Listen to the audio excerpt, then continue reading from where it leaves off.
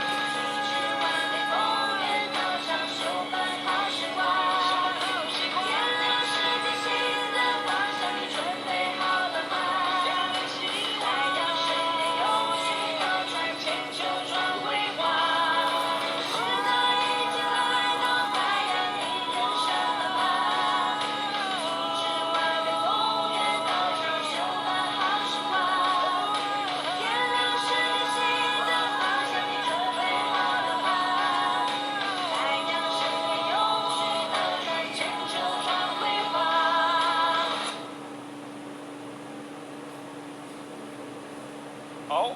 我们敬爱的周前人大德、副前人、国内外各位典传师、各位前贤大德，大家好！后学重辉，非常荣幸担任今天先祈福典礼的操持。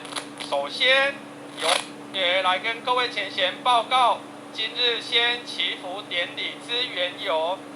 2020年开始，全球遭受到新冠肺炎侵袭，至今已造成全球1亿9200万人口染疫，超过420万人罹难，验证天时紧急之急迫性。